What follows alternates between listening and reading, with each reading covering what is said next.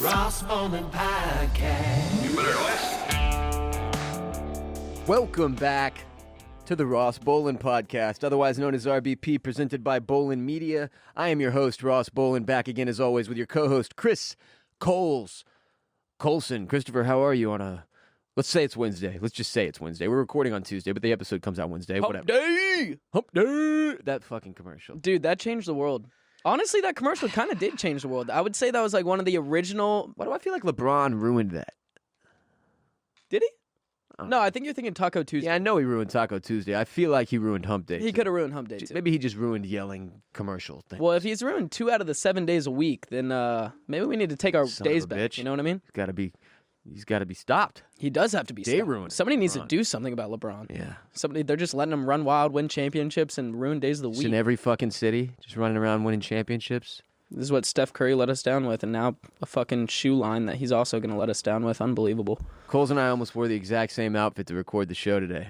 We came close. We have slightly different pants, though, and I've taken off my big puffy jacket in an effort to differentiate ourselves. Those are, aren't those sweatpants the same ones you wore yesterday, just different colors? Yeah, that's true. That's kind of fired, That's though, true. honestly. Yesterday they were black, today they're gray. I like the grays. Yeah, the more like a homeless gym teacher I look, the better. That's kind of that's the vibe I want to put off. Sure. I've never seen a gym teacher with that much style, I'll give you that. Thank you. I appreciate that. Also, you don't tuck in your shirt, which is a clear sign of a gym teacher. Okay, I'm going to have to start doing that. I'll shirt. add that into my repertoire. Mm-hmm.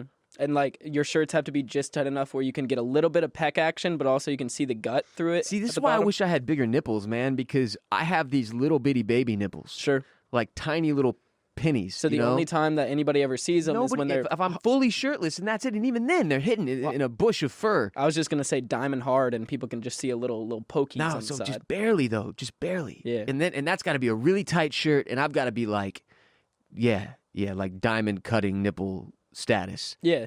Like this morning... Which does not happen that often, frankly, because when it's cold, I like to bundle up, man. I don't like this shit. This morning, it was so cold outside, and the only thing that was warm was my body underneath my my hoodie and my big jacket that I was wearing, and my window was fully defrosted. I was running late to pick up Ross, so I had to rip my shirt off. Coldest morning on record for this date in Austin, Texas, period. Really? Yeah. Holy shit. Yeah. I had to take my shirt off and then defrost my window with my very warm nipples, which then became diamond hard. Chris and I were talking about my dad is like, you know, going through a little sickness right now, cold, whatever. Nobody knows. Could be the fid. Nobody knows. But this man is a weirdo, and he, like, even way more so than me, he refuses to acknowledge the cold weather. Like, I acknowledge the shit out of it, man. It gets cold. I bundle up. I'm in the house. The heater's on. Like, it's go time. We're going to war. This man's walking around in shorts outside while sick. On top of that, the lunatic refuses to turn on his fucking heater. So he sends us a family group text this morning. It's a photo of his thermostat, and it's 60 degrees in his house. He's bragging about this, granted, mid-sickness. Your dad is like the guy that wears shorts all year long in middle and school? flip-flops. Oh, really? All year long, but instead of the word year, just put life. That was my move in like 6th grade. I was afraid of pants. I just wore shorts, gym shorts all year. The That's all I man wore. is a fashion icon in Houston, Texas. People know about Steve. Well, I mean, with the hair, shorts all year long, and flip flops, how Yeah. could you miss him? Yeah, to be he's honest? out there. He's fucking getting it. But I do not understand these folks who refuse to turn on their heaters. And what I find out is Cole's dad, My dad does the same shit. he's in the same boat. Yeah, I get home the other day. So I went home for Thanksgiving last week, and I got home, and my mom's talking about how she keeps having to complain to my dad because he keeps turning all of the AC in our house, the way that it works, it's like sectioned off, so you can like turn on and off different rooms. Yeah. My dad will turn off every single heater in the entire house. So the whole house is like 60 degrees. And then their bedroom alone is like 68. He has it on like the lowest setting possible. And he thinks he's like, I don't even know. It's like an energy efficient system. It's a dad thing, though. It's something about like... And it's got to be unanimous because everybody talks about how dads hate when they touch the thermometer. Yeah, the why is it that thermostat. That's a generational, like, Why is that a thing? 80-year-old joke about that. Like, since thermostats were invented, so probably not 80 years, but whenever that was, there's been that joke about dads and the thermostat. Like, there's Family Guy. One of the first episodes ever of Family Guy had somebody sneaking into the room and touching the thermostat. 1830. And then Peter Griffin popping out and going, "Who touched the thermostat?" Like one of the first ever episodes of Family Guy. So that joke, 1830 is when the thermostat was invented? That's what it says. That doesn't make any sense. They didn't even have electricity. Yeah, they did. When was electricity invented? Well, electricity has always been invented. It comes from lightning in the sky and shit. Okay, when did we harness the power of electricity? I want to say 1793. It says 1800. The Italian inventor Alessandro Volta developed the first practical method of generating electricity, the voltaic pile. You're telling me his last name was Volta? Are you fucking kidding me? Back to the pile! Back to the... But he probably invented voltage, if I had to guess. Well, I'm sure, but I just figured, like, volt sounds so similar to, like, electricity that I guess... Well, that's why. Because he invented it. Then everything after it we named after this dude. Or he was named after it and just that was just his line of work, you know what I mean? The Volta dad. He was born into the electricity and the electrician industry. Second question. How long after electricity was invented before people were like, I got to get some of this flowing through my ball sack? Specifically the ball sack? Like, who was the first doofus who was like, what happens if I just shock my testes? Because now people got clamps. They be shocking each other's tiny little nipples all the way to France. Like, it's just bizarre out there.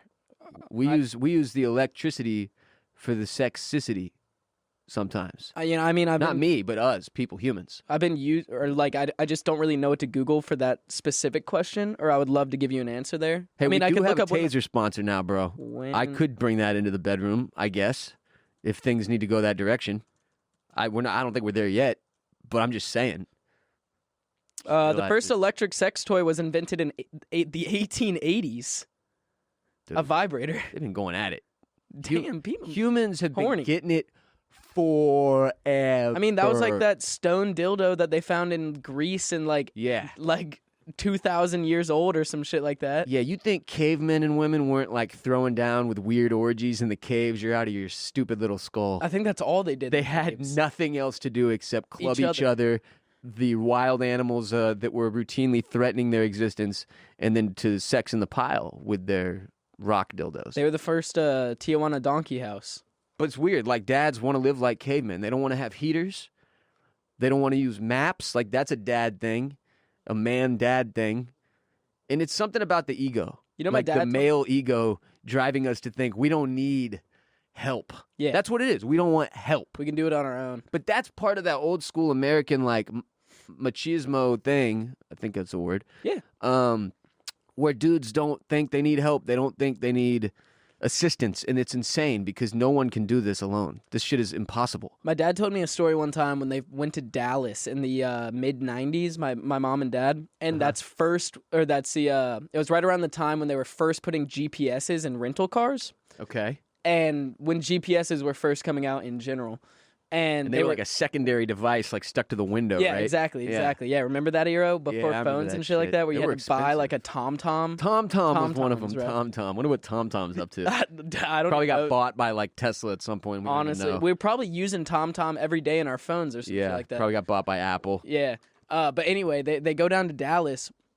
And they're lost as hell, and they like literally have the directions plugged into the GPS. And my mom tells me this all the time. Like, my dad was like actively refusing to follow the directions of the GPS because he thought it was like misguiding him and like leading him astray. Yeah, dude. And they're literally just like lost as hell driving through Dallas with no clue where they're going. He refused to even use the digital version. The digital version of the map. Yeah, exactly. TomTom looks like it's still owned by TomTom. Oh. It's a Dutch multinational developer and creator of location technology and consumer electronics. This show's all about learning.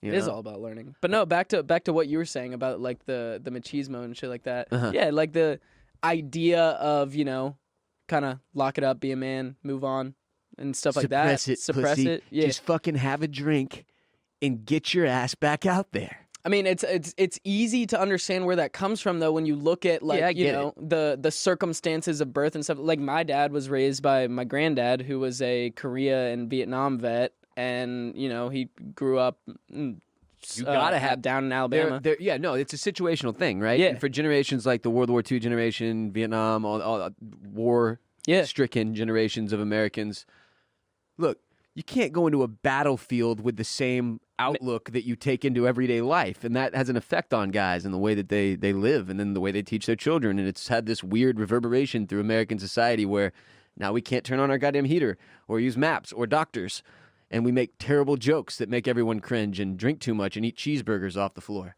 Yeah, my dad is the dad joke king, dude. He Dad joke slaughters the dad jokes. I get it. Like, the older I get, I'm not a dad, obviously, but the older I get, the more I'm like, okay, I understand. Enough of my friends are dads now to where, like, one of them will make a dad joke through a text message, and I laugh because I'm 33, man. Like, there's something about the simplicity of a good dad joke that just will never get old. Yeah, like there's times where I catch myself saying something that I would literally call my dad out on. Yeah, that'll or happen saying, more and more. You know what I mean? The older you get, Like, you'll say shit and you'll be like, did I just was I possessed by the spirit of my father just now? Dead ass. The other week, back when we were still at the old studio and we had to walk up 3 flights of stairs to get up there. Oh, those were the days. You were walking up the stairs and you like tripped walking up the stairs a little bit. And my dad, every fucking personal time, moment of ours, but okay. every fucking time that I would trip over my own feet or anything like that, he's like, walk much? Every time. Every fucking time. Yeah. And so in my mind, as soon as you did that, I literally was like, oh. See? It's unavoidable. It's weird. That's part of aging. Like, the older and the more aware of yourself and the more you know yourself, like, the more little things you notice that are directly from your parents. And you're like, oh, God. Which is why those commercials, I think they're State Farm, that are about coaching people not to become their parents. Yes, are fucking hilarious. Those are some of the best so commercials good on TV right now, man. No, seriously. Like, another one that my dad would always do that I catch myself all the time is like, if I clear a plate out at a restaurant and the server comes over to take it, he would always say something like, oh, she obviously didn't like it. You know what I mean? Like something corny like that. Yeah. And I catch myself doing the shit like plate's that all the empty, time, you see. too. He clearly did like it. Exactly. That's the joke. It's classic humor. Just comedy. That's hashtag comedy is what that is. And the funny thing is, after working at a nicer restaurant for like 8 months, bro, like, every dad has the same like selection of 15 jokes And that they pull from here's another every piece of that puzzle. time. You're talking about like the restaurant scenario. Yeah. That's because it's when the dad, that's like that might as well be a stand-up show for him. It's his stage. The dad is out. He's in public. He's ready to perform. There's a waitress or a waiter. This is an unknown third party that he can impress with his jokes as well. He's there to entertain. This is his moment. That's the biggest thing about the third party too. Like they do. Oh, they live give for that fucking energy, man. They get it from the third party. It's the same thing that happens on the golf course with the golf cart girls that come around and buy you drinks. Except there's also an added level of creepiness and horniness to that one. That is true. That's really unfortunate. But in the restaurant, it's the same type of thing. The dad has to make dad jokes in front of the stranger because it brings even more awkwardness to the family. That's where the joy is derived. Absolutely. It's the little bit of uncomfort you get. And, you know, that's a really good way to tell how the marriage is going, too, because a lot of times the dad will say a joke and you'll get the eye roll from the mom and then the glass of wine drink. You know what I mean? Yeah. And that's when you know. When you get the eye roll and then you're like, oh, shit, things are not going well. It could be that it was just a bad day, too, though. You never know with that shit. It's best to just, like, never try to know anything about your parents' relationship at all. That's what I've learned. Yeah, just let it ride. Life. You just you just watch and you observe, and then you just move on. And then eventually, when you do the glass of wine and the eye roll. Can't wait for that. You mentioned something that your dad made you do when you were little that I thought was funny. You said you used to pick up sticks. Yeah. He'd say, all right, he'd say, hey, go pick up sticks. Well, all right. So let me just preface this with my dad was he was in the military right after college. So college football, then the military, then a fireman. Okay. As well as NASCAR. Yeah, it's the same exact career path as me. It's fucking wild. Me and Rick are the same amount of man. So, like, needless to say, very, very structured. You know, a lot of times, like, my dad was living within a lot of regulation and shit like that. Like, you know, have your bed made at this time. As soon as you receive an order, get it done, et cetera, et cetera, et cetera. And so, obviously, when you live under those circumstances for very nice. When you live under those circumstances for so long, you know, that translates into your normal lifestyle. Of course. So my dad, a lot of times, you know, didn't necessarily like me to not be busy. He liked to keep me busy, you know, especially. So, and are we saying, like, when you'd be sitting around, like, jacking off playing video games and shit like that? Mostly playing video games. My parents. Well, that's what I mean. When I say jacking off, I mean, like, fucking around. Yeah. Being worthless, being a little turd. Specifically, mostly playing video games. In My his parents eyes. growing up were not. Well, okay, you got to think, too. Like, I was born right at, like, the dawn of, like, Oh, the age a of lot technology was booming. Like, let's say right when, like, the original Xbox came out. That's right when I started to get into video games. So now you're getting all this media on one end that's like, Halo and Call of Duty and Medal of Honor is ruining the brains of all these youngins, and they're going to all grow up to be violent Satanists. Yes. Keep them away from the M-rated video games. Yeah. Well, me over here, as you all know, I'm a huge fan of first-person shooters, so I'm like sneaking over to my neighbor's house to like play Halo every single day and watch my older neighbors down the road play Nazi zombies every single night on Call of Duty World at War. And I'm like begging my parents to like let me get a video game system and stuff like that, and there was always a lot of drama there. Anyway, my parents weren't the biggest fan of video games, so a lot of times I'd just be sitting around like playing video games when I finally did get a console. And that's most parents. And Yeah. just Oh, dads. 100%. Dads hate video games. Yeah. Why don't you go do something with your life in Or, the real like, world, bro? Go Go outside. go practice lacrosse, play wall ball, something like that. Well, hey, why don't you go get good at sports or chase chicks? Yeah. What are you doing? So anyway, for some discipline, we have a bunch of very, very large, like, I don't even know what kind of, I'm going to call them oak trees because they look, I don't know. I don't know trees either. I'm with you. I'm calling them oak trees. I'll always be in somebody's backyard and be like, that's a fine looking fucking Maple. pine tree you've got They're there. like- That's the only one I can ID. A pine tree. Yeah. Because it's easy. There's It's pine easy. needles on Evergreen, the ground. Or yeah. pine cones. Yeah. Or both. All I remember from like elementary school is you learn about evergreens and there's like another type, but nobody cares about the other type because Is it evergreen did- sticks with you. Deciduous forest? Oh, good shit. It's something like Deciduous? that. Who knows? No, you're on the right path. I'm going to say that's a great job right there because I wasn't even close. Tundra. Okay, well, we're getting... Biomes. Let's talk about biomes. All right, for the next rest of up the on show. biomes. Sorry, continue, Coles. This was a bad derailment. Oh, no, you're totally fine. I would just have to go and, like, I would literally take the wheelbarrow and I would go out and I would just pick up sticks. And this was, like, before a But lot isn't of that a times. childhood nursery rhyme like 5, 6, pick up sticks? Is that where that comes from? Something comes out of that. But that makes sense, dude, because that's a good activity. And here's what I'm saying. As a homeowner now, blessed, when I go into my backyard, it's windy as shit the last few days. There's sticks everywhere. Yeah. They're annoying. Yeah. They're unsightly. The dogs trip on them and shit. The dogs are small. They got to fucking deal with these sticks. Well, don't get me I might wrong. step on one. I don't know. It Maybe was- snaps. Yeah, it was warranted. Like, we had lots of sticks in the yard. The sticks have to be picked But up. let me just say, as a, like, let's say a 13-year-old on a Saturday, You don't want to pick up sticks. picking up sticks was not on my radar. No, you want to kill the Nazi zombies in the video game, but you're Yeah. Mm-hmm. outside picking up sticks. You can't do them at the same time. It's unfortunate. But yeah, I get it. And I Dads remember don't one like time- video games, bro. I remember one time, I was so fucking dramatic as a kid too. My neighbor was like kind of a little spoiled, and I'm not gonna lie, that kind of like transcended onto me when like I had no right to be at that age. Like Oh, most of my friends were I went through the, the stupid, 12, spoiled. 12, 13-year-old phase where like you just want to get your way, a little teenager. Yeah, But yeah. anyway, I remember You don't one know time, the world. Yeah, You don't know not at anything all. about anything. I remember one time, and this was also the stage where, like, if you've ever seen a picture of me when I was in, like, 7th grade, like, Cole's has some chunk on him, let me just say. was a Like, little- he little was chunk. a little chunk. I was a little out of shape. I played O-line at the time. I was a Yeah, I center on the Pee I Wee feel like football you wore a team. lot of camo. Did wear a lot of camo. Also wore, this is a stage where I was wearing, like, the same pair of, like, gym shorts every single day to school, no fashion I sense went at all. through that too in Mhm. high school. It just happens. That was like all of high school for me. That's not a bad thing. I mean, I kind of wish I would have not given a fuck like that in high school. But anyway, I remember one time specifically that my dad took my Xbox away from me. And he said if I could run a mile in X amount of time, then I could have my Xbox back. And Oh, if I like not, that. I had to wait a week before I could get it back. And you were chunk. And I was chunk. Oh, you couldn't run a fucking mile. Nah, my Let's see dad the would always. pictures. No, it's hilarious. My dad would always like drop these hints to me where he's like, "Hey, maybe you like want to do like some push-ups or something like that." Like he didn't want to say like you're getting Yeah, a little yeah, because big. it's a weird thing. You want to take care of your kid, but you Yeah. also don't want to body shame your kids. So it's Yeah. like, do He you, would like drop these little hints every now and then. hey, Chris, you wanna drop and do 30 push-ups together? Yeah, stuff Except like that. maybe just exactly. you? Maybe Or just run you. around, go pick up sticks? Yeah. Run a mile, get your Xbox back? Exactly. Yeah. But anyway, I remember this is so ridiculous. I remember I ran the mile and I was like Wait, you did it? literally I got the mile in, but not in the time that he asked for. Ah. I was like 40 seconds short. And I remember I What, was he gave you, so like, out 10 of minutes breath. and you didn't make it? Yeah, so it was something ridiculous. Like it was a long time. And I was Just so fucking, I'm just thinking of little Coles in my head, child Coles, fucking booking it That's through the literally neighborhood. me. He's got the Xbox in his head, and he's like, he's like about to vomit, just like truffle shuffling in his shirt, just fucking full sprinting down the street. Neighbors are looking out the window like, Jesus Christ, what's the Coulson boy doing today? there's just like fat going like just jiggling around everywhere. Like my Full fat Justin Bieber swoosh hair is Oh, like yeah. flopping about.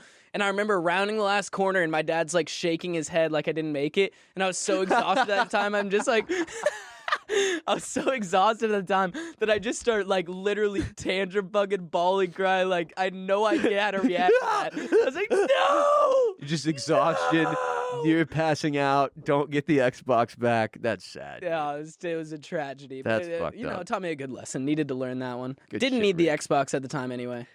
Frankly, you're getting all the video games you could possibly desire in now in adulthood. Yeah. Look at that, Rick. Yeah. Getting paid to play video games now. Sorry, Rick.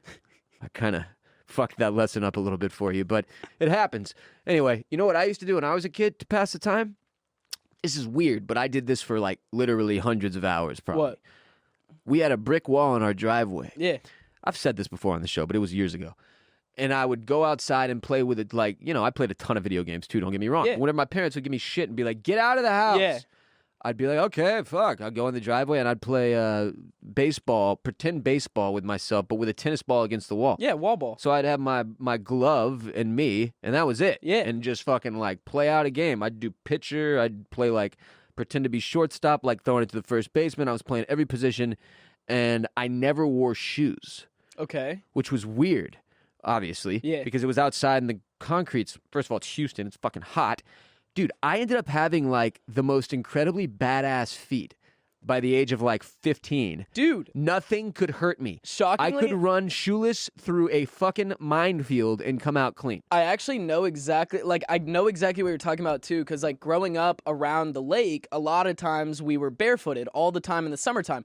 And for me, I would always try to, like, be barefoot as much as I could early on in the year on, like, hot toughen up. asphalt and gravel and shit like that to toughen my feet up. So, Yeah. like, by July 4th, like, I could dead-ass walk on black asphalt Yep. 12 noon. Dude, no problem I at all. used to be super proud about this because, like, So was I remember I. we'd go to camp and there'd be like little bitch kids who didn't not wear shoes all the time, and they'd like, you know, run through the coals and the gauntlet that we had to run at camp, and they'd be crying and shit, like their feet would be on fire, and Yeah. I'd be like, y'all are some pussies, dude. I'm out. This is like straight up. I'm starting to get like, you know, the Get hardest feet bored. you could have. Like Yeah. these things are growing scales. Yeah. And I'm worried now because I'm an adult and I don't do that, and people judge if you don't wear shoes places as an adult.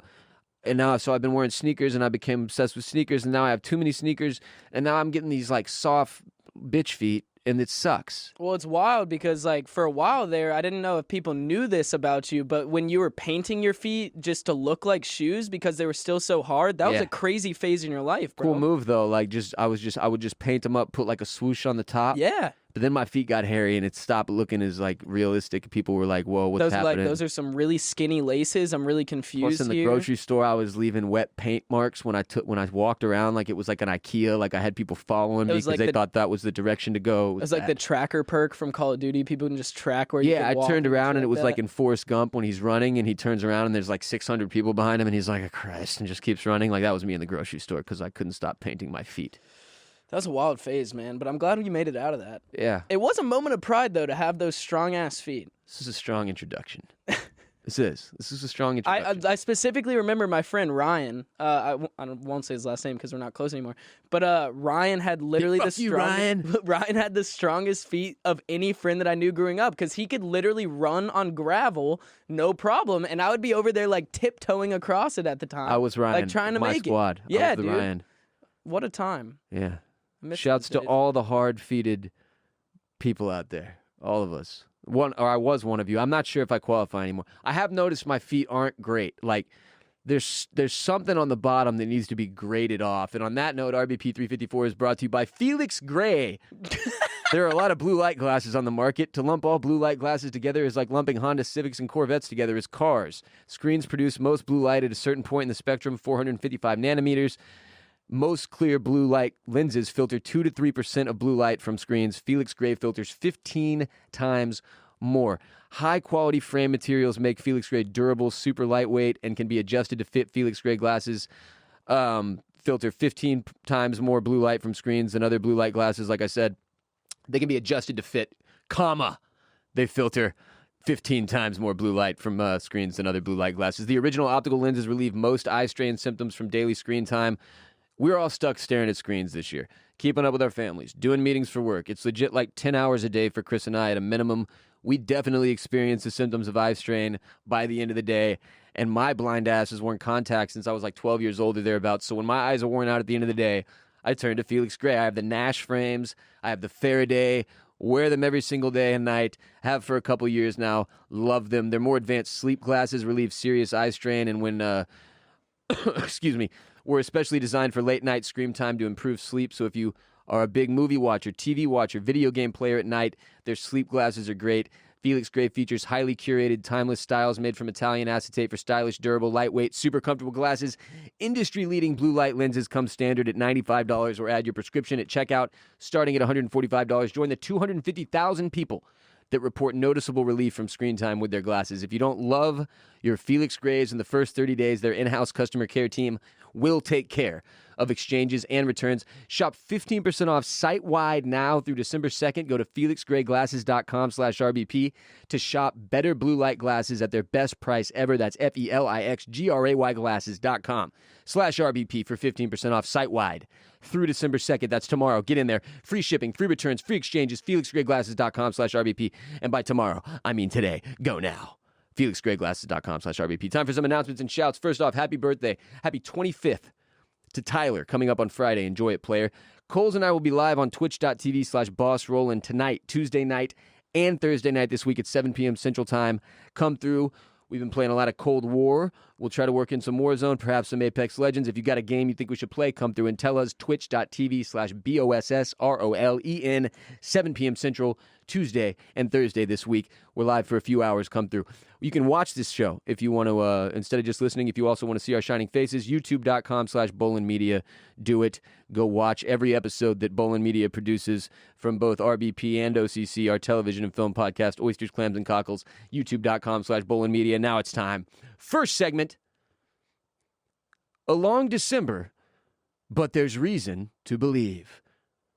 It's officially December, which means we only have one more month left in the year of the comeback. Oh.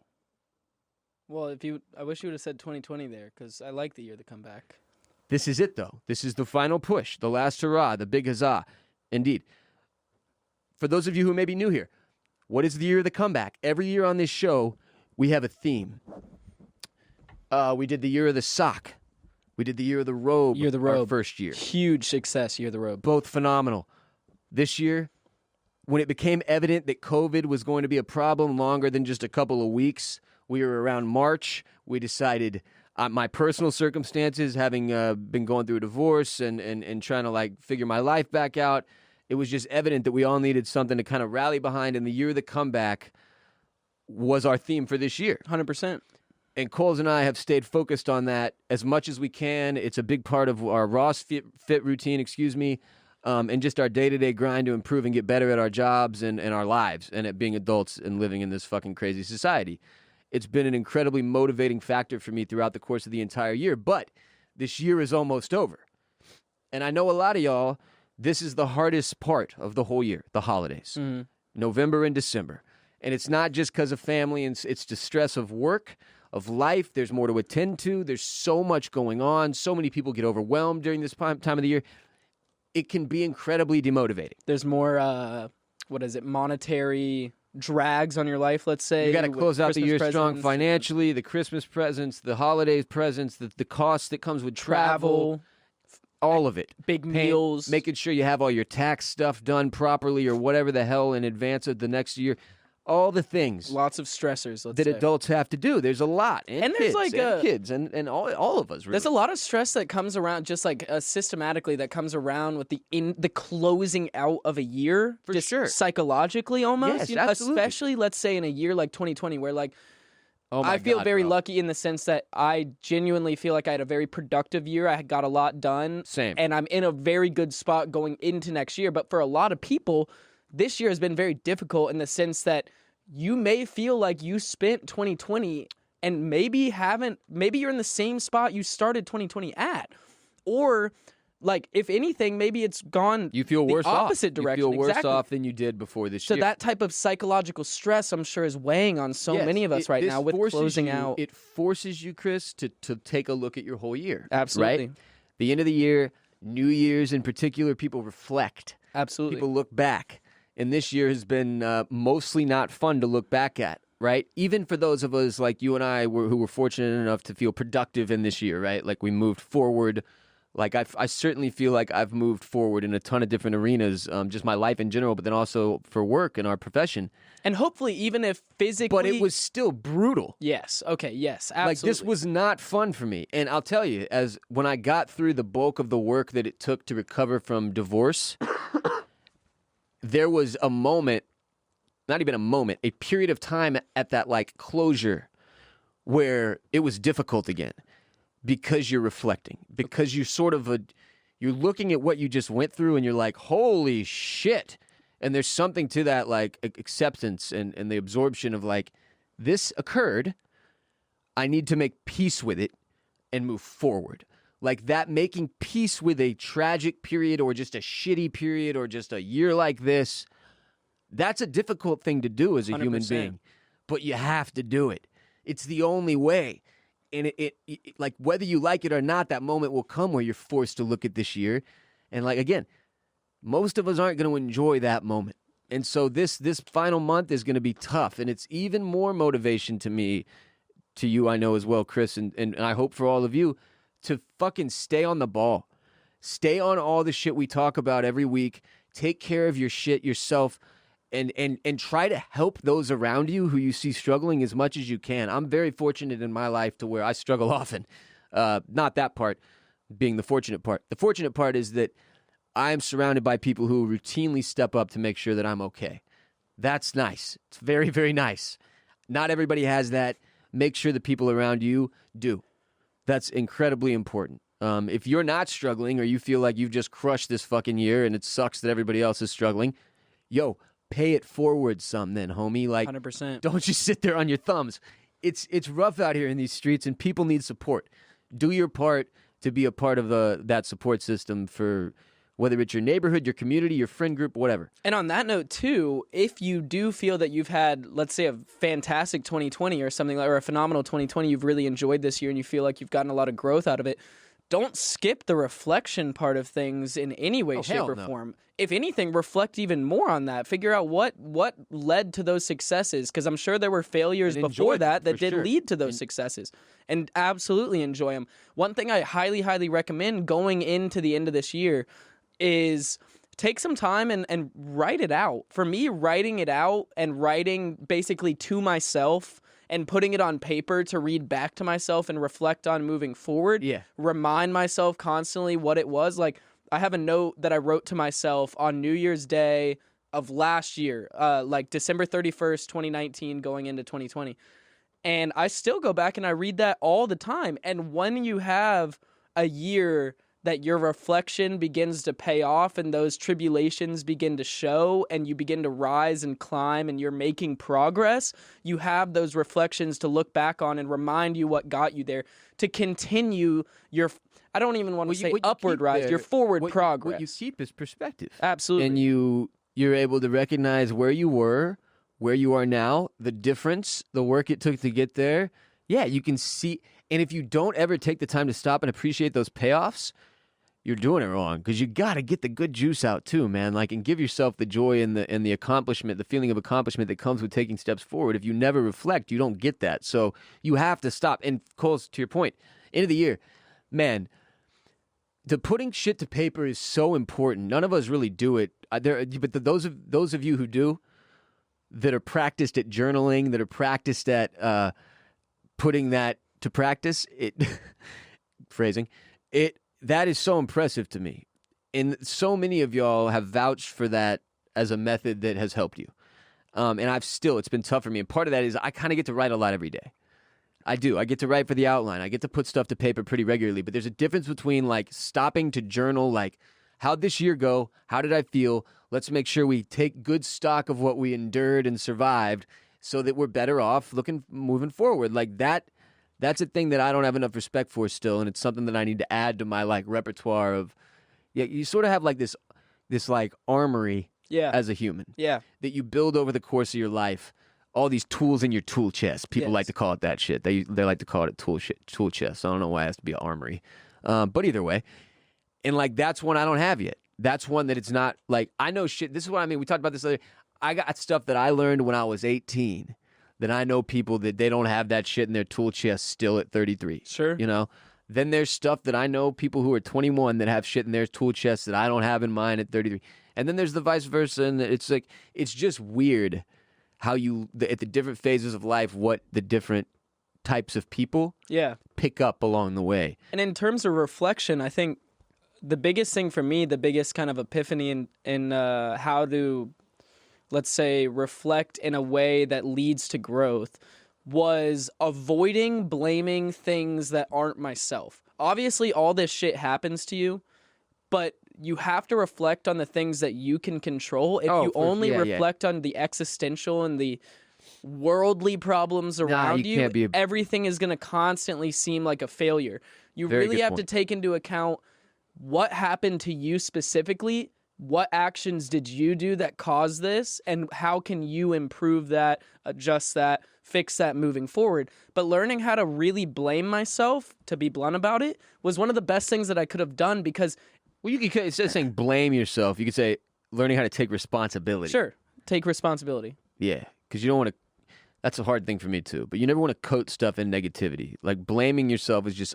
it's negative for no reason, whereas taking responsibility is the exact same fucking thing, just put a different way. You're absolutely right. You're absolutely right. Negative phrase. But you're right. Positive self-talk. Yeah, no, it's... Because, I mean, for a lot of time after, like, specific example, after my DWI, I was blacked out when I wrecked. I don't remember getting in the car. So for a very long time, there was a lot of anger there. Oh, God, I had the same sort of thing, yeah. But I didn't crash. It was just same sort of thing with the anger. And not really attached to a specific moment, and I didn't have... I never stopped to work through it. Exactly, yeah. And, like, I was like, well... It wasn't really me. I didn't make this decision. I made this decision when I wasn't in the right mindset and stuff like that. Nah. Yeah, you have I did it's easy that. to have excuses. Exactly. I was making all these excuses for myself, and you can never really get that full closure and move on and find that full growth when you're blaming things that aren't truly to blame. You know what I mean? You absolutely cannot. Yeah. And that's something that you get with reflection and with practice. Like not even, maybe this is your first time ever really stopping to do this. It might not be the most productive thing you've ever done. But just keep doing it. Maybe do it every month. Maybe it's just once a year. Maybe it's every week. All of us need a different way to kind of keep up with what's going on in our life, make sure we have things moving in the right direction. That's a great plan for how to close out this year strong and end the year of the comeback on a strong note. So just something for us all to be aware of. It's December 2nd now on Wednesday, and this is it. The final push. So push hard. RBP 354 is also brought to you by Birddogs, makers of the most comfortable all-purpose shorts in the fucking world. You can literally wear them to do anything, anywhere, at any time. But guess what? They also have pants now. Shockingly comfortable pants. Breathable. Great for the golf course, but also great for the office or a nice meal out on the town. The most comfortable pants ever. And they look great, too. Nobody's going to know you're 1,000 times more comfortable than they are in your Birddogs pants. And it feels like you're wearing nothing. Like you just have no pants on. Like you're Winnie the Pooh. Like you just wear a top. Because that's how you like to roll. They're incredible. Birddogs. They've been a supporter of the show for a long time.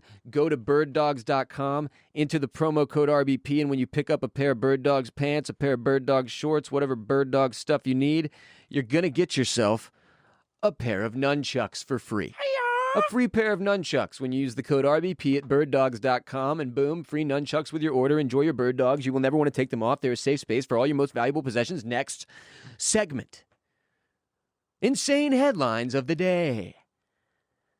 Y'all know the drill. Here's the first one. It's from the New York Post, and it's been viral all morning, but we can't not talk about it because it's awesome. Kazakhstani bodybuilder marries sex doll after whirlwind romance. A lot of ups and downs in this one, eh? Real roller coaster. This is a bizarre situation. Bizarre?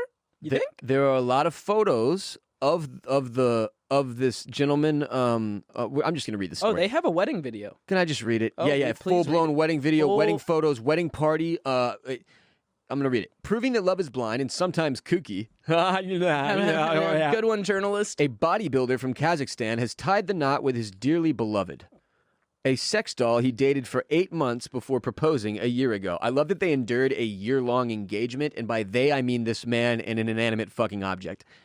Clad in a black tux and bow tie, Yuri Toloko is seen planting a gentle kiss on Margot, who appears a bit stiff in her revealing white gown as she clutches a bouquet of flowers and stares into the distance. Hey, She can't stare into anything because she's an inanimate fucking object. The couple also shared a romantic first dance in front of dozens of guests who attended the traditional ceremony, which was shared on Instagram, the Sun reported. It's happened. To be continued, the actor and bodybuilder wrote after slipping a ring onto his bride's finger. The unconventional couple got engaged in December 2019 when the bald, blue-eyed hunk, who described himself as a, quote, sexy maniac, end quote, popped the question. Again, you cannot pop the question because it's an inanimate fucking object. Images shared on social media illustrate the couple's romantic lifestyle, including sunny vacations and bubble baths, captioned with hashtags including hashtag ideal underscore relationship, not just ideal relationship, hashtag true underscore love, and hashtag happy underscore wife underscore happy underscore life. To be fair, it's hard to have a sad inanimate object as a wife. Very true. Why go full regular normie asshole with your Instagram captions when you're living the most extreme lifestyle, like in terms of relationships possible, probably? Like, to be married to a non-human, a non-living creature is a strange move. I'm imagining that this guy, like... It's Yuri. This is Yuri. Yuri. I'm imagining Looks Yuri... exactly like a Yuri, by the way. Like 2 years ago, was having a lot of trouble. Maybe he was having some trouble in the dating scene. He's a good-looking guy. I'll give him that. Like, I can't really see him. Yuri's not bad looking. I don't really understand this, but this has to be a psychologically damaged man. That's what I'm saying. I have a feeling. So he gets this sex doll, right? He's had a tough month. Well, okay, maybe quarantine hits. Quarantine hits. My God. He has this sex doll. All of a sudden he's starting to get some feelings. He's having a very Nobody difficult else is time. Around. He's trying to be safe and keep the COVID under He's having wraps. a very difficult time coping with the fact that he's having sex constantly with this sex doll and not an actual human. So in his mind, he has to completely flip the idea of him having sex with a sex doll to turn her into a human to better cope with the idea of him constantly having sex with a sex doll. Here's the thing about being a dude like Yuri here who goes for it and does this. I like beyond, like, first of all, a good-looking sex doll, I guess. If you're going to marry one, this one's quite pretty. Dresses in beautiful lingerie, has pink, exciting hair and such. But, like, the inevitable thing that happens is you worry about the doll murdering you, right? Just like with any spouse. That's the inevitability. You start to worry about which one of you is going to murder the other. And in this case, I've seen too many horror movies where there's a doll that becomes animated. And, like, you wake up, and then next thing you know, Margot's standing over the bed with a knife. And that's it for Yuri. Curtain close. Like, I don't want that life.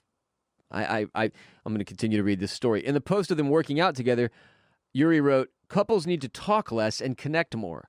With time and experience, Margot and I realized that it takes more than words to have a conversation." Again, Margot can't realize anything because she's an inanimate fucking object. He added, "Your partner sure deserves the best, but they have to do their part." That, I believe, is true, in which case is not possible for him because his partner is an inanimate fucking object. He says he met her at a nightclub where he rescued her from some unwanted attention, adding that they had planned to take the plunge in March before the coronavirus pandemic hit.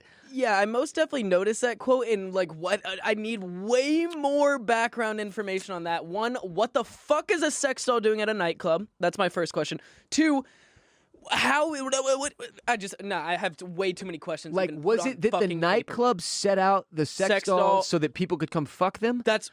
Or did someone else bring their sex doll to the nightclub and Yuri jacked this sex doll? Is this a normal thing in Kazakhstan that people are bringing their sex dolls that they're dating to the clubs with them, and Yuri like had to save this sex doll from another Kazakhstani bodybuilder that was trying to take advantage of her, and now they're living just a very happy life together? We need answers. I also noticed that Yuri also later stated that he very much enjoys BDSM, bondage, and discipline. Here's a quote. "I love being tortured. I can endure a lot of pain. I love to dominate too. Marco is capable of what other people are not capable of." Which is, again, nothing because she's an animate fucking object. So that's my point on that one. How are you dominated by something that can't move? I don't know. I have no answer. How is this guy not in Borat 2? Like, what the fuck? He's in Kazakhstan and this dude didn't make the movie?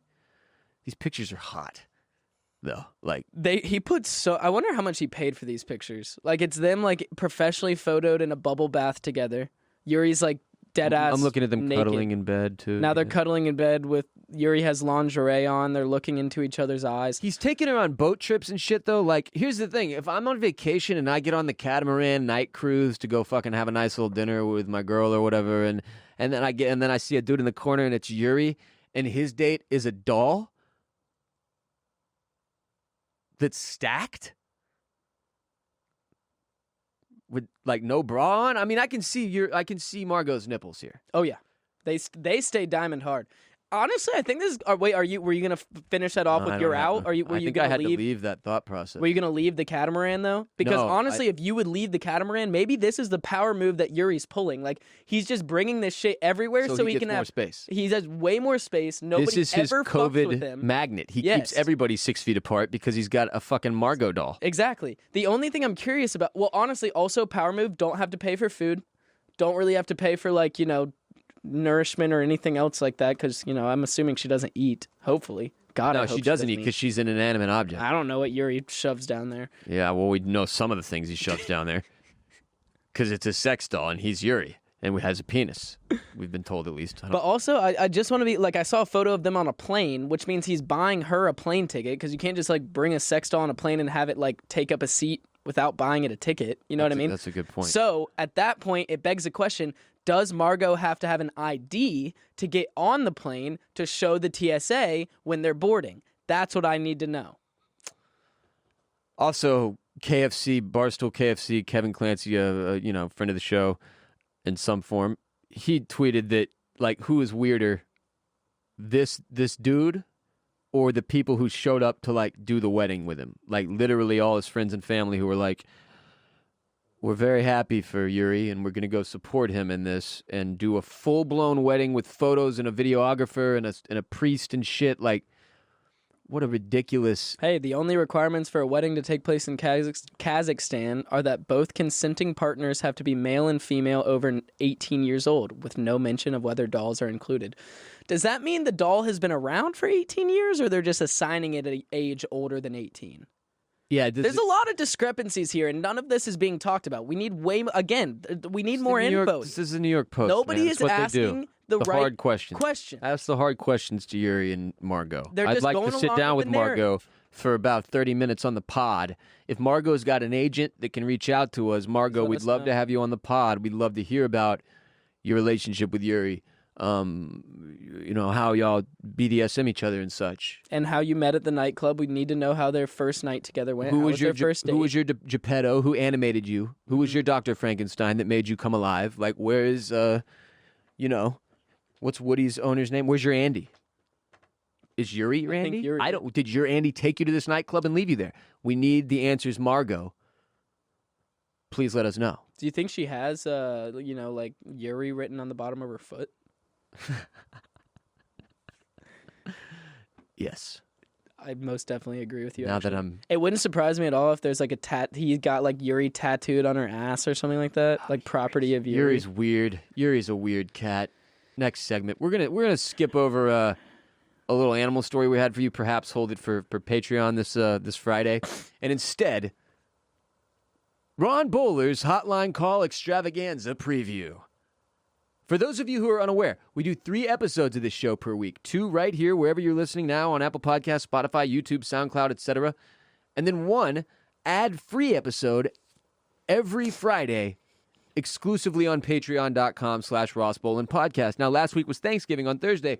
As a result, we didn't record on Friday, and I was sick, was dealing with a bad cold. Y'all heard me a little bit, sounded not great on the second episode of last week. It would have been way worse. I ended up doing the last week's Patreon episode last night. Got it in the last day of November for everybody on Patreon. It was ridiculous, and it was we decided to turn the microphone over to Ron Bowler, give him the opportunity to shine, because it had been a minute since Ron got the spotlight. And it's a solo Ron episode. It's 10 minutes of Ron rambling to open it up, and then 7 hotline calls, all of which were phenomenal, from 888-WR Bolen. Appreciate each and every one of you who calls into the hotline with a question or a hypothetical or a song. There's singing. The first call of the episode was a listener breaking into song. I can't say more than that. But I wanted to share with y'all several minutes of yesterday's Patreon episode of our most recent Patreon episode, rather, in an effort to get more of you onto patreon.com/Ross Bolen Podcast, because this platform, Patreon, is a big part of what Chris and I do. It's a big part of the backbone of Bolen Media in our revenue every month, and providing y'all with ad-free episodes in exchange for your direct financial support in the form of your monthly pledge on Patreon, which is a minimum of just $5 to get, 4 episodes most months ad-free, additionally on top of the ones you get everywhere else. So we want more of y'all in there. We appreciate y'all. We definitely need the support from y'all in there. So if you want more RBP, please don't hesitate to get in there. Gift subscriptions to each other for the holidays if you must. Give a Patreon subscription to your friend that you know listens to RBP as well or something. I don't know. Do what you need to do. But here is several minutes of yesterday's episode of our most recent Patreon episode with Ron Bowler, who is my high on marijuana alter ego hosting. And we hope you enjoy. Here it is. Oh, God, I choked on my Zen. Whoops. Chris is in the living room. I found this out. The room is sound treated, right, to record a podcast or like do the Twitch stream or, murder somebody in here or whatever. But like you could still hear. I talk pretty loud, man. Like I talk loud. With the headset on, I've got the headphones on, right? I actually don't know why I have them on right now because they're not. I'm just stoned. That's the answer. But I talk loud. The headphones make me not know how. I can't control the volume of my voice, like Austin Powers when he comes out of the cryo freeze. And I like the motherfuckers can hear me, is what I'm saying. And I know this because I had a baby sleeping in here. When the baby comes over, I just refer to girlfriend's baby is the baby. All right, for the sake of anonymity, safety, and my personal life and happiness, she's the baby. So the baby was over here yesterday, and she's sleeping in this room. And then the baby took a big poop and woke up and was yelling like, come get my fucking ass and change my diaper. She speaks in full sentences like that, and I could hear her, like in my bedroom. So, I was folding laundry and like watching a documentary about Jesus. So anyway, the room is sound treated, but like you could fucking hear me for sure, which is why Chris and I have talked about this on stream. Like, I really, really wonder what my neighbors think I do for a living. Like, because we'll be in here and we'll be playing video games, and the call-outs for video games, and I know this isn't like something that we are the first people to notice, or that this is the first time it's been brought up, but the call-outs for video games sound super sus. Like, this is the type of shit we yell out. Like, guys on me, guys on me, guys on me, and I'll yell out, like, I'm gonna fuck this little kid. Like, dude, it's really bad. I'm coming on, guys on me, coming. Like, it's fucking bad. And my neighbors have got to be like, what in the shit is going on in there? Not to mention, like, I do have a personal life, and, like, not to mention, I do the shit I say. Like, everything we talk about on this show, everything that I tweet, like, I don't make up stuff, man. Like, the jokes, most of them shits are real. So, like, when I tweet out that I play music as loud as I can for an hour straight to get out of a depression funk, I'm not fucking with you. And I've got speakers in every goddamn room. And I turn them up all the fucking way. And it's 8:30 in the morning, bro. And I'm in a residential fucking neighborhood. Like, these are all, like, sleepy-ass white people around me. I don't know what they think. Like, I have no idea. Coles and I will be working out in the garage with the music on full blast. And I'm just like, I sometimes wonder. Sometimes I'll walk, like, I'll shoot a really bad shot on purpose, never by accident. And it'll bounce into the street. And I'll walk and go get the ball, like the walk of shame. You've all been there. We've all been there. And I'll be like 40 feet down the road, because it was a really bad shot on purpose. And I'm like, holy shit, I could still hear that music really fucking loud. Like, the neighborhood's so quiet. It's so quiet, other than the chainsaws, the nonstop chainsaws. So it's just chainsaws and, like, me playing Mario Judah in the garage while Coles and I do curls. And then, like, on occasion, we'll have a day where we work out, and instead of using barbells and steel, we only use each other's bodies. So he'll just be bench pressing me, and we'll have like some Metallica on, and I'm like, man, what do the neighbors think? Like Gary the mailman will walk up, and I'll be squatting Coles, and then I'm just like, I wonder what the mailman thinks, you know? What does he think? Sometimes I wish I could just see inside Gary's little mind. What's going on, Gary? What are you thinking about? What's this show supposed to be? Hotline calls? Nah. This episode's brought to you by Hibiscus Lemongrass. It's not. This is ad-free. There are no sponsors. It's just me. It's brought to me. It's brought to me by you, technically. Let's play some of these calls because I'm not quite certain exactly where this conversation started or where it will end if I continue it. So we should stop doing what I'm doing and do something slightly different. I'm play first call. These are all pulled from the general hotline. I didn't want to burn any of your Patreon calls on a just Ron Bowler episode. That seems a little silly because a lot of them are often serious or at least discussion-worthy in nature. So I pulled these from 888-WR Bolen. Not that these aren't worthy of discussion. It's just there's only one person here, and it's Ron. And he doesn't have anyone to discuss with except himself. He's fucking liable to go completely insane if we play calls from the Patreon hotline. So we pulled some from the regular 888-WR Bolen. We're going to play them for you here today. Here's your first call. Said something about Plymouth Rock landing on the Pilgrim, so times have changed, and we've often rewound the clock since the Puritans got the shock when they landed on Plymouth Rock. If today any shock they should try to stem, instead of landing on Plymouth Rock would land on them. In olden days, a glimpse of stocking was looked on as something shocking, but now God knows anything goes. Yeah. So, what? That was I don't know what. Okay, so I'll be honest with you. We spoke on this at Thanksgiving. We talked about Plymouth Rock, obviously, on the Thanksgiving special. We talked some Plymouth Rock. And at one point, I joked Plymouth Rock landed on them, or I made the Plymouth. There's a line. We didn't land on Plymouth Rock landed on us. And I thought that was from a piece of like African-American culture that I can't recall specifically. But is it a show tune? Because then she called in just now, and she just sang some kind of show tune. That didn't sound like something she wrote, like an original. It sounds like something I should have been familiar with, or maybe I've even heard before. I just frankly, I'm a little too high for that to have just occurred. The way that just unfolded that was just a lot to take in. That was for a beautiful voice, by the way. I don't know what the fuck. Congratulations on. Do we have a choir?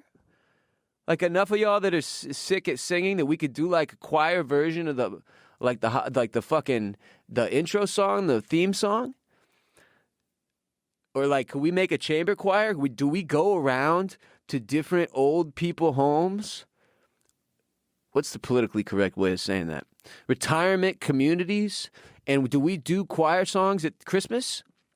All right, I was in chamber choir. I don't know what this call was about, so it's about whatever I want it to be about now. I was in chamber choir in middle school, okay? Chamber choir is choir, okay? But I don't know what the chamber part means.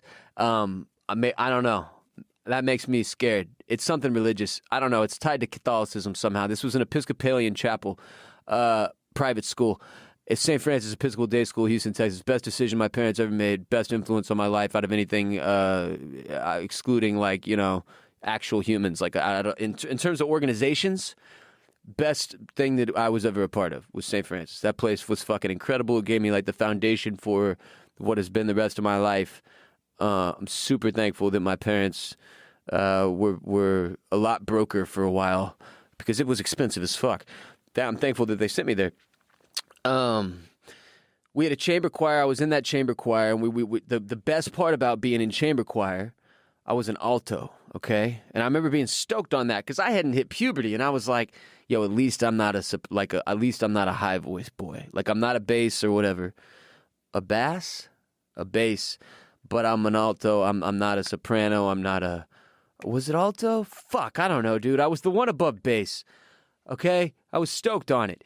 And the best thing about chamber choir was we would get to go off campus on school days, miss class, and perform. Like at the retirement communities for Christmas. And when we went to do that, the best thing about going to do that was that we got to go to James Coney Island. And James Coney Island, for those of you who are not from Houston, I don't know that this exists anywhere else. It's a hot dog place. It's fast food. But let's be real. These are delicious fucking hot dogs. Is that really fast food? I don't know. It comes out fast. It's a goddamn hot dog. Hot dogs are never slow. Does it count as fast food if they only sell hot dogs? If I go make a hot dog on the grill right now, and I'm a goddamn idiot, I can do that. I can do that, for real. That's the probably one thing. If you said, here's a grill, dumbass, here's some fucking coals and a lighter and some fucking lighter fluid and some fucking hot dogs, you've got 5 minutes, go. I'm doing it. I'm making the hot dogs. Maybe some of them are a little undercooked, maybe, because I'm scared. I don't want to burn them, maybe, but I could do it. Is that fast fucking food? Does that qualify? But burgers do. Same shit, right? I don't know the answer to these questions. I just don't like, because fast food's looked down upon as a category.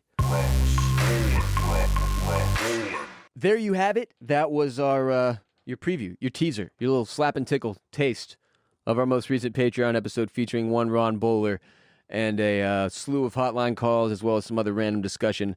And by discussion, I mean just Ron discussing things with himself. Hope you enjoyed. Every single Friday on patreon.com/Ross Bolen Podcast, you get an ad-free episode of RBP, usually with Coles and I. That one was just me, and or Ron, rather. And it's a lot of fun. We thoroughly enjoyed it. It tends to be a little more uncensored. We don't have to worry about upsetting anybody or sponsors on Patreon. For the most part, it's our most hardcore fans and listeners and supporters, and we love y'all. Thank you so much to everybody who's already there. Obviously, this 10-minute teaser didn't do anything for you, so thanks for being here. Thanks for listening. Everybody else, get in there. Patreon.com/Ross Bolen Podcast. Support the squad, grow the gang, help the show continue to grow and show and be a show. I think you nailed that. And then you grow, too, with it, right? Patreon.com/Ross Bolen Podcast. Get in there and enjoy. Next and final segment. Performance-enhancing drugs. We're going to talk sports for a second, all right? Because the Houston Texans, who have become already one of the laughing stocks of the sports world, I would say, as a result of just years of mismanagement, Bill O'Brien trading away the best receiver in football, failing to capitalize on one of the best defensive players in the history of the game in his career in J.J. Watt. He did that, yeah. Now wasting away the career of what is one of the more promising young quarterbacks in recent memory in the league, in the form of Deshaun Watson. That's also happening. And now losing our number one receiver, Will Fuller, and our number one corner, whose name I can't even remember, Roby, for 6 games for performance-enhancing drugs. Oh, you also missed your president promoting a book about winning when your franchise is 3-7. That also true. Yeah. I think we were 2-6 at the time, too. 2-6 at the time, yeah. Yeah, so Will Fuller and Bradley Roby violated the NFL's performance-enhancing substance policies. They both say that they were treated by a medical professional who prescribed medication they believed to be permitted, that it wasn't permitted, and as a result, they are both suspended for the remainder of 2020. And they're looking forward to coming back stronger, better, faster, whatever the fuck in 2021. Of course, because they're on PEDs. No, I'm just kidding. No, but yeah. Well, to be fair, the NCAA and the NFL's PED regulation rules can be a little weird because there are certain chemicals that are found within other, even stuff as over-the-counter vitamins. And yeah, they got to be, but they all know this stuff. That's Yes. the reason the excuses are whack. Yes. Because they know it's crazy complex. They know there's a billion different random banned substances they can't fuck with, and they got to be real careful with their trainer, their nutritionist, anybody who's putting stuff into their bodies, which in this case is hilarious because guess who our strength and conditioning assistant coach is? Hulk Hogan. Brian Cushing. Don't know who that is. Brian Cushing is a former Pro Bowl linebacker who played for the Houston Texans and was busted multiple times during his playing career for the use of PEDs, once including steroids. He was also a very famous USC linebacker at the University of Southern California, rather. Fake USC. Yeah, according to people in the Carolinas. And, so Cushing being our assistant strength and conditioning coach, and then 2 of our most important players getting busted for steroid use, that's funny. It's kind of funny. I mean, at least you could say he's leaving his legacy. At this point, I don't care about the Texans anymore. The bad shit that happens to them is just funny to me. It's team content at this point. They are absolutely in the same boat. If things get so shitty that the only thing you can do is derive content from them, then that's the angle I'll look at it with, the team content angle. If it's the only one I can take, and with the Texans now, that's where we're at. If we win a game on Thanksgiving and beat Detroit or whatever, that's great. Super duper. Love it. Fun. But the season's a joke. The franchise is a mess. Everything about it is a disaster. And I have no real emotion tied to this team anymore. It feels kind of good. I feel free. You look freer. I feel free. Like your shoulders are a little bit higher. You know, that weight's lifted off of them a little bit. My chin Your lifted a little more. Yep. You're looking up toward the heavens. You know, your optimism. I'm seeing more optimism out of you. The other day, I said something pessimistic, and you called me out for it. It's really changing the world. See, Texans have turned it around. Ross by not doing anything. Ross Free of the Texans is a new man. We may have entered a new era of Ross Bolen. It was hell, man. Caring about Bill O'Brien and the decisions his dumbass would make on a week-to-week basis weren't fun at all. Well, now you never have to worry about Bill O'Brien again. Hey, imagine this. 5 years from now, maybe the Texans are like let's say, making the playoffs every year, winning a playoff game every other year. Doubtful, but sure, okay. There's some optimism in the future because we did that already. It was fun. I like to do that again. Yeah, maybe absolutely. win a playoff game here and there, beat the Bengals. Or maybe actually Joe Burrow, maybe he's, I don't know, maybe he comes back and he's healthy and he's like not as good and we can beat him sometimes. At this point, I feel like maybe it's worth your time. Just take a break until you have like a child to indoctrinate into the Texans lifestyle. And at that point, I would never do that to a human child. At that point, thanks, Dad, for making me a Panthers fan after that performance last weekend. But I can only hope that by that time, the Texans have somehow rebuilt themselves in a sense that they can give future Bolen generations the joy that they one time brought for me. 3 seconds gave you. Yeah, it was the 6 seconds that Andre Johnson beat the shit out of Cortland Finnegan. That was it. That was all I got out of this entire franchise, and that was years and years ago. And Coles doesn't even know who Andre Johnson is. Yes, I do. I've seen the clip. Well, but I mean, there was a point where I brought it up, and you were like, "Who?" And I was like, "I just had to clarify. But it's not your fault. Yeah. It's not your fault. It's not his fault. If you don't pay attention to the Texans, which why would you? You didn't know who Andre was, really, unless you really, really, really love the NFL and fantasy football. And even then, that was a minute ago. Yeah. He was a fucking Hall of Fame-worthy GOAT receiver, dude. And he had the worst quarterbacks in the history of sports, and his name isn't what it should be as a result. I have an Andre Johnson jersey. I might wear it during the stream tonight. And you got to understand, too, like, the Panthers are in the NFC, the Texans are in the AFC, and the Texans were always in the division of the Patriots, so you never heard about the Texans because all you heard about... Not the division, but the conference. Or conference. Yeah, they just won every year. Yeah, you never heard about the Texans because by the time I had to care about the AFC and the playoffs... We were out. You were gone. We were already gone. Yeah, we'd already been beaten by the Chiefs or the Patriots every single time. I'm pretty sure we came very close to playing the Texans in the Super Bowl one year, but they got beat by the Patriots before the... divisional round or something like that. Very close in our terms was like we knew we were going to get stomped by the Patriots and never had to think about it. But anybody else looking at the bracket could have been like, hey, we might play the Texans. But in reality, no, you would never actually have to play the Texans. But that's neither here nor there. RBP 354 is also brought to you by our sports betting sponsor, MyBookie.ag. If sports come up, MyBookie comes with them. You get on MyBookie.ag, you sign up, you use the code RBP, and guess what? You get a deposit bonus up to $1,000. They will give you a 50% deposit bonus. So if you throw in $100, they'll put in another $50 with your account. Use the code RBP. MyBookie's always throwing out new promos, new specials for you to pay attention to during the holiday season, especially through Cyber Mondays and Black Fridays and all through Christmas and all of the holidays in December. They find a ton of different ways to do cool promos for everybody and get y'all more value on MyBookie.ag. So if you've never gone through, if you want to bet on these last few weeks of the NFL season, bet on college basketball now that it's back, start to take some NBA futures. As basketball, the NBA starts in like 21 days, which is insane. But the NBA is about to be back. Then go to MyBookie.ag, and when you do your deposit, use the code RBP. It's football season. It's winning season at MyBookie. Check it out now. It's great. Good fun. MyBookie.ag. MyBookie.ag. That will do it for our show today. But before you head out to take on the world, it's time for some very important announcements. First and foremost, you have 3 legal obligations you've been saddled with as a result of having listened to this entire podcast. Number 1, rate and review. Check that box. Move on to number 2. Share the show with one person, a friend, a family member, a coworker, or a neighbor. Check that box. Move on to number 3. Support our sponsors who support us and keep us in business. Felix Gray at felixgrayglasses.com/RBP. Get yourself some Felix Grays. Birddogs.com, code RBP. Get yourself some nunchucks and some bird dogs. MyBookie.ag, code RBP. Get yourself some sports betting. Those are your 3 legal obligations. Check all 3 boxes, and I'll call off the dogs. We won't have to see each other in court. We can all live long and prosper. It's good stuff. Join our Discord server. We're live on twitch.tv Tuesday, Thursday this week, 7 p.m. Central. Come through. And when you see us throw up the link for the Discord, join it. It's a community of over 1,000 listeners of the Ross Bolen Podcast at this point. A good chunk of y'all in there that are very active, talking life, mental health, pets, recipes, sports, stocks, investing. It's incredible. Great community. When you see us throw up the link, get in the Discord server as soon as you possibly can.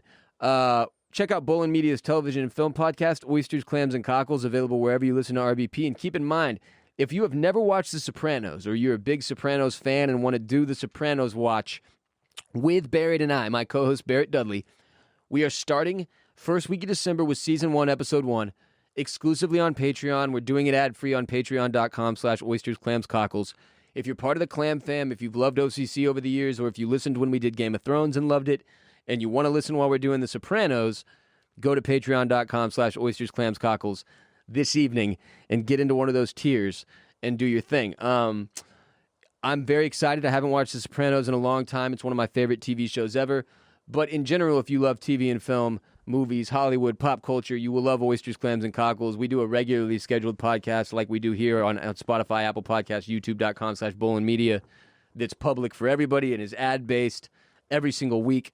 Barrett and I talk about the favorite TV shows and movies we're watching, as well as relevant pop culture news. So listen to Oysters, Clams, and Cockles wherever you listen to RBP. And if you want in on that Sopranos watch, go for it at patreon.com/Oysters, Clams, Cockles. Follow this show on Instagram at the Ross Bolen Podcast.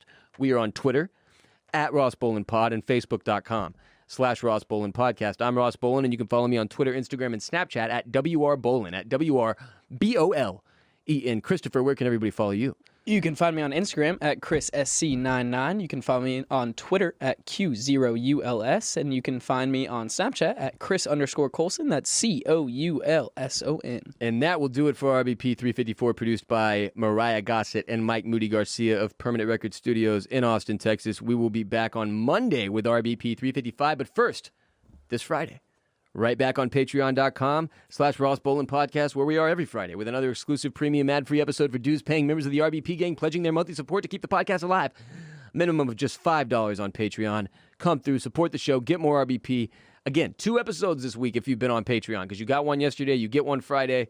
Thanksgiving Chaos, ad-free episode on Patreon dropping Friday this week, though. I can't imagine not hearing those episodes. Sad.